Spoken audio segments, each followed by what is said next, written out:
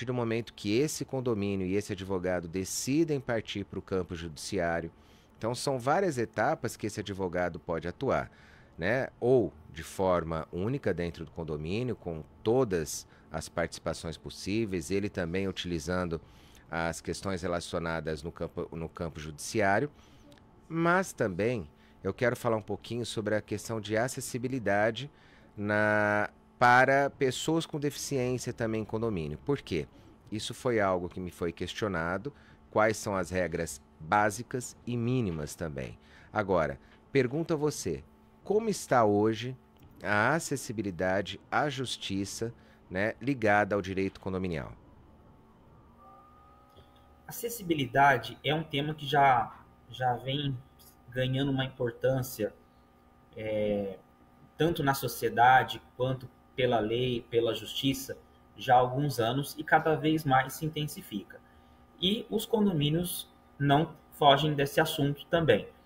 Hoje o Brasil tem, se eu não me engano, em torno de 17 milhões de pessoas que têm algum tipo de deficiência, sendo que quase 8 milhões são deficiências nos membros inferiores, né? Maior parte por conta da cadeirante, né?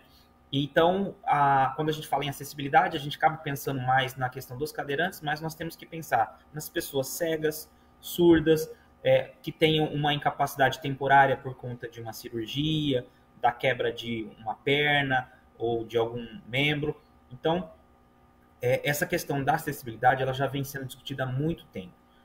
Nos condomínios, como que funciona essa questão da acessibilidade? Os espaços eles precisam ser construídos, né? E a gente acaba indo na parte da construção, né? Tem que ser construído de uma forma plana, que não haja desnível, com aquele material no chão, por exemplo, para a pessoa que é cega conseguir se guiar. Eu não me fugiu o nome daquele material, mas acho que muita gente conhece aquela guia que tem no chão, né?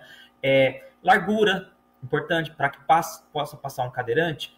As portas tem que ter no mínimo 80 centímetros de distância. Os espaços do condomínio e os apartamentos tem que ter um espaço suficiente para que um cadeirante, por exemplo, consiga fazer o giro com a cadeira. No espaço do quarto, que ele consiga ter, por exemplo, uma cama de casal e ainda andar com a cadeira dentro do quarto sem dificuldades. Os corredores com a largura adequada também, sem colocação de nenhum tipo de empecilho no corredor, como vasos, altura dos interruptores na altura adequada e de forma acessível a uma pessoa cadeirante, as janelas do apartamento colocadas de uma altura mais acessível e de uma forma que consiga abrir com apenas uma mão. Isso nós estamos falando de apartamentos que já são construídos de forma adaptada, não são apartamentos padrão. O padrão continua padrão, mas os apartamentos que são construídos de forma adaptada têm que seguir dessa forma. E é bem comum que alguns condomínios, principalmente mais antigos, né, não tenham essa adaptação. Mas essas regras já existem, já começaram a existir desde 2004 e vieram se intensificando. Em 2020 já se tornou praticamente incontroverso. Então, as construtoras elas têm que cumprir regras de acessibilidade. Se elas não cumprem, elas estão contra a lei. Nós temos ainda a norma 9050 da BNT, que estabelece os critérios também de acessibilidade.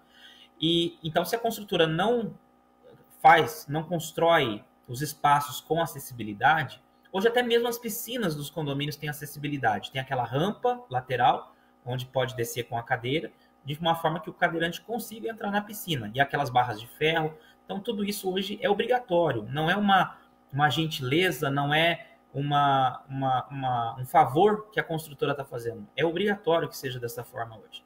Então, se por um acaso a construtora não faz, ou o condomínio por algum motivo, mas geralmente nós estamos falando da questão da construtora, é possível que o condomínio ou a pessoa que se sente lesada entre com algum tipo de ação para obrigar a construtora a fazer a adequação necessária. E a justiça tem se posicionado favorável à acessibilidade e condenando construtoras, muitas vezes até a refazer parte das obras para criar essa acessibilidade de modo adequado e da forma como determina a norma. O engraçado, Luiz Fernando, que existem algumas situações, e aí eu vou trazer novamente para a questão da acessibilidade da parte física, né, também, que é importantíssimo, é, quando os condomínios já estão construídos, né, já estão montados e foram aprovados dessa forma, e aí, logicamente, as adequações sociais são mediantes, inclusive, ao que vem por lei.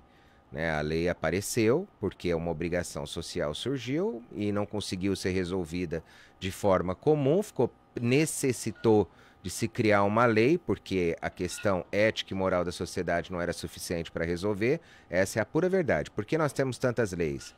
Porque existe uma condição ética e moral, uma falha enorme na questão ética e moral brasileira, que faz com que nós tenhamos tantas leis. Ah, mas por que um outro país tem só não sei quantos artigos? Vem da cultura. E a cultura vem da questão da informação, do alinhamento, da conscientização. Então vem tudo isso antes da lei.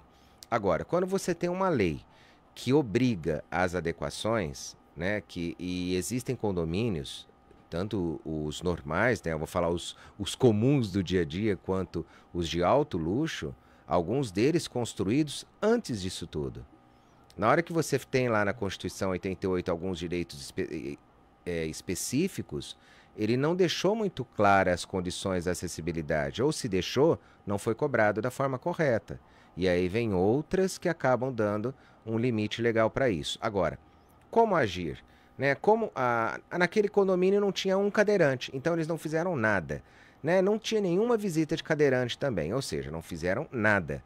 Mas a partir do momento que começou a ter um condômino cadeirante, na hora que começou a participar do condomínio, amigos, parentes de condôminos que também são cadeirantes ou que sejam deficientes visuais ou que existam em uma outra deficiência, como que eles têm que se adequar? A qual momento? É de forma imediata, vem mediante a uma ordem judicial, vem mediante um pedido para que se verifique, o bombeiro vá ao local para que se verifique o alvará. Então, como fazer de forma administrativa para ser resolvido um problema que é social? É muito bem colocado. Eu vou até voltar no começo da sua fala, Rodrigo. Você colocou muito bem a questão social. Porque o Brasil é um país que tem uma quantidade absurda de leis. E por que precisa dessa quantidade de leis? Porque falta bom senso. Às vezes você tem que disciplinar coisas que deveriam ser óbvias, mas o brasileiro ele tem a dificuldade, às vezes, de entender o óbvio e o social, né? A questão da solidariedade, da humanidade que precisa ter em vários aspectos. E países mais evoluídos sobre o aspecto moral, cultural, né, na Europa, eles têm pouquíssimas leis, porque não precisa ficar regulamentando o que deveria ser já uma conduta social obrigatória. Então, por isso que o Brasil, infelizmente, ele ainda peca, ele acaba tendo que fazer todo dia algum tipo de lei nova, porque todo dia o brasileiro arruma uma forma de criar algum tipo de problema, de situação que não está disciplinada ainda.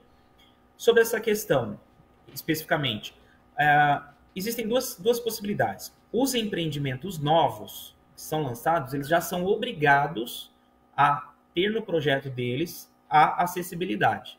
Isso já é obrigatório para condomínios novos. Se não for cumprido, é só entrar com um processo que o juiz vai condenar com certeza a fazer acessibilidade. Para condomínios que não têm acessibilidade, são mais antigos, e que não estavam obrigados ainda na época, por questão de não existir lei para isso, como que eles devem agir? Claro, se eles não têm um espaço físico, se eles não têm condições de criar essa acessibilidade, eles não vão ser penalizados por isso, porque é uma questão física. Infelizmente, na época que eles foram construídos, projetados, não existia essa lei, não existia esse pensamento, essa exigência, e às vezes não há espaço físico para fazer uma acessibilidade. Então, infelizmente, não é possível fazer, e aí o condomínio não vai ser penalizado por isso. Mas condomínios antigos, mas que tenham espaço, que tenham condições de fazer acessibilidade, devem fazer.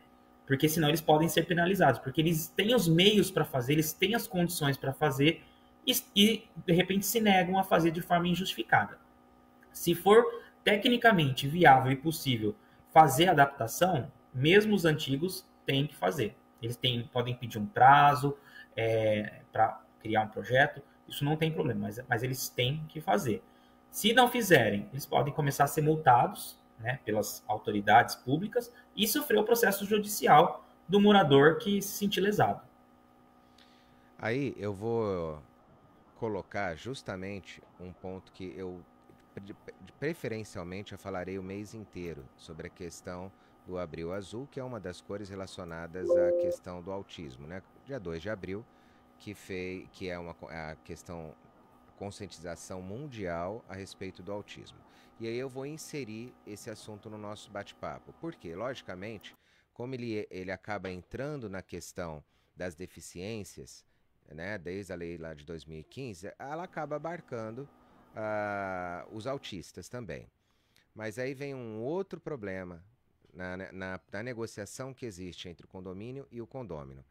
Como lidar com isso nos condomínios? Não só locais seguros, mas também como tratar com a informação, e a informação sem desrespeitar a individualidade e também acabar sem desrespeitando aquela criança, né, ou aquele adolescente ou adulto que sejam autistas e que acabem tendo o seu nome, né, as suas características bem claras dentro do condomínio e que, logicamente, seria tratado, às vezes, da forma incorreta como a lei manda. Então, é meio que uma LGPD, né, interna e essa situação toda. Ao mesmo tempo que o síndico sabe que há uma necessidade de um determinado condômino, ao mesmo tempo ele tem que guardar essa informação e informar os condomínios de tratativas, modificações necessárias ou não. Então, o que você, como advogado da área, doutor, indicaria para que os síndicos tomassem cuidado, né, não só na fala, mas também nos textos que são enviados e também a partir do momento em que a mãe ou o pai acabam pedindo ajuda ao síndico a auxiliar, né, um ambiente mais seguro para aquela criança ou adolescente? Temos aí algumas palavras-chave. A primeira é comunicação. Às vezes as pessoas... nós vivemos a era da comunicação, que é a comunicação certa. E aí é que tá. Tem gente que acha que comunicar é simplesmente falar, abrir a boca, se comunicar, ou mandar um comunicado por escrito. Mas não, existe a comunicação assertiva, a comunicação correta, né? A comunicação não agressiva, né? Então, essa é a palavra-chave. Então, o síndico hoje, além da função de gestor, ele é um comunicador dentro do condomínio. E ele precisa saber se comunicar, seja verbalmente, seja de forma escrita. Ele precisa ter essa habilidade. Então, quando ele recebe uma informação, né, de repente uma pessoa procura o síndico informando que ela é autista, que ela tem alguma dificuldade, às vezes, com barulho, ou que tem um filho autista, né, o síndico ele precisa, logicamente, se solidarizar com essa situação sem expor. Em que sentido? Ele vai procurar entender quais são as necessidades dessa pessoa autista, para ele entender aonde que ele vai poder ajudar mais. Feito isso, o que é interessante ele fazer? A comunicação, que é através de comunicados, conversando com moradores, mas sem expor qual é a unidade, qual é a pessoa que está nessa condição, que tem essa condição. Então ele vai trabalhar a conscientização, a orientação para as pessoas entenderem como que funciona, quais as dificuldades, né?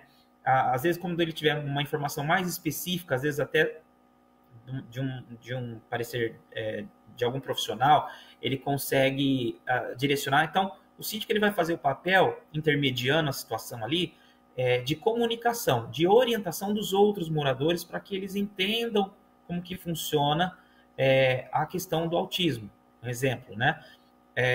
E com isso ele vai conseguindo trazer aquela sociedade que até então não era participativa desse assunto, não sabia como que era, mas vai ajudando com que ela se discipline de modo que ela não perca a sua a sua liberdade de fazer o que tem que fazer na sua unidade, mas que ela consiga respeitar, né, eventuais necessidades, restrições cabíveis.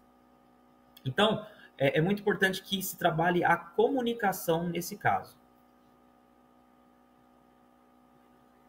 Eu consigo dar um pulo no Savenhaga agora, Thiago? Porque caso eu não consiga neste momento, mas conseguirei com certeza, eu preciso também trazer, e é uma mensagem que eu acabei de receber, Dr. Luiz,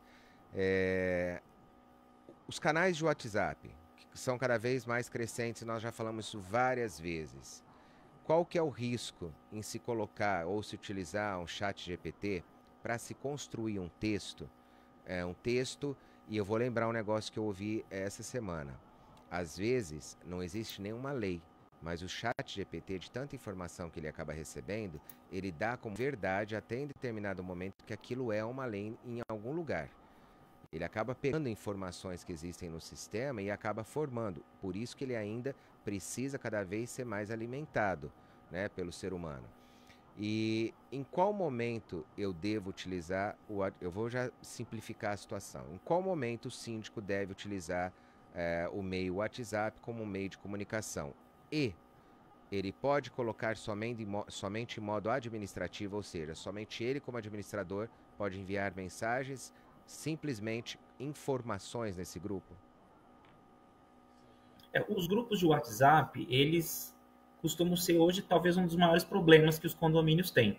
Porque é muita informação desencontrada, às vezes as pessoas não sabem o que estão falando, não vão atrás para saber realmente se estão falando correto o que estão jogando lá. Tem muitas situações de acusações falsas, né, inverídicas, seja com o vizinho, seja com o síndico, com a administradora. Então ali acaba sendo um campo que às vezes as pessoas acham que ali não é um lugar que pode se falar tudo. E não. Da mesma forma que existem leis que protegem algumas situações, né, inclusive a moral de uma pessoa, o grupo de WhatsApp vale da mesma forma. Então, não se pode falar qualquer coisa em grupo de WhatsApp. O que você não falaria na vida real, né, fora ali daquele mundo virtual, você não deve falar lá também, porque você vai responder por isso. E ali está printado, ali tem a prova concreta. Então, as pessoas precisam ponderar um pouco mais do que elas falam em grupo de WhatsApp. Por isso, até muitos condomínios acabam não tendo grupo de WhatsApp, tem apenas aquele grupo onde apenas o síndico fala, porque o síndico usa aquilo lá como um canal de comunicação, como se fosse uma lista de transmissão, onde ele posta as informações, os comunicados, falando, por exemplo, hoje vai ter detetização, tá faltando água, mas estamos correndo atrás. Então, fica ali como um caráter informativo, um canal que ele usa como informação. E isso é muito válido. Muitos condomínios têm esse tipo de WhatsApp, de grupo de WhatsApp, onde apenas o síndico fala, mas funcionando como um canal rápido para informações do dia a dia do condomínio. Então, que hoje é o que melhor funciona. E, às vezes, tem os grupos de WhatsApp do condomínio, mas a maioria dos síndicos nem estão nesse grupo, porque senão o síndico acaba não conseguindo trabalhar, porque é muita informação, às vezes muita conversa que não interessa, às vezes, para a rotina do condomínio, do dia a dia, para o síndico, que ele tem mais coisas a fazer do que, às vezes, ficar em grupo de WhatsApp. Então, às vezes, tem o grupo, mas fica entre os moradores e o síndico costuma não participar. E ali os moradores conversam, às vezes, entre eles, sobre, às vezes, de repente, até coisas que aí sim é uma coisa positiva o grupo de WhatsApp, uma troca de indicação de eletricista, de encanador, né, de mecânico, aquela troca de solidariedade mesmo entre os vizinhos, um ajudando o outro com indicações, com ajuda, algo nesse sentido, que essa que é a parte positiva do grupo de WhatsApp, né? Claro, tem as brigas entre os vizinhos, um que está fazendo barulho, mas essa parte não é a parte saudável do grupo do WhatsApp. Então, as pessoas precisam ter muita responsabilidade, porque tem muita jurisprudência, a justiça está condenando pessoas, no caso dos grupos de WhatsApp de condomínio, está condenando não só a pessoa que postou uma acusação, por exemplo, mas também o administrador do grupo, porque o administrador do grupo ele tem que fazer a moderação. Então, se ele não apagou a mensagem, se ele não reprimiu a pessoa que fez a postagem, o administrador do grupo vai responder junto também, mesmo que ele não tenha falado a ofensa, o palavrão, a acusação, o que quer que seja, mas ele responde junto. Eu preciso dar um pulo rápido, Maldonado, lá no Savenhago e já volto. Vamos lá. O Savenhago trabalha todos os dias por uma loja perfeita para você. Juntos pra te encantar, todos os dias em todo lugar. Padaria, açougue, hortifruti, tudo super organizado com equipe treinada para te surpreender e com muito preço baixo. Savenhago, a loja perfeita é o nosso compromisso. Cerveja Antártica Lata 350 ml, o pack com 18 unidades, R$ 46,62. No pack com 18 latas, pague R$ 2,59 cada. Óleo de soja soia 900 ml, R$ 6,59. Arroz tipo 1 Serra Azul 5 kg, R$ 21,50. Açúcar Cristal União 5 kg, R$ 18,90 e no nosso cartão a R$ 16,90. Filé de peito de frango congelado Big Frango ou Copacol, quilo R$ 19,80. Cerveja Original Lata 350 ml com 12 unidades, R$ 45,48. No pack com 12 latas, pague R$ 3,79 cada.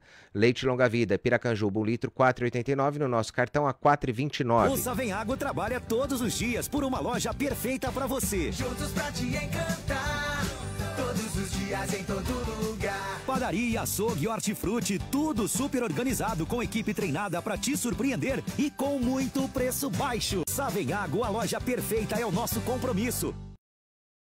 Voltamos agradecendo o Dr. Luiz Fernando Maldonado mais uma vez pela participação, ouvintes e telespectadores, e até segunda, se Deus assim nos permitir. Hora do Consumidor.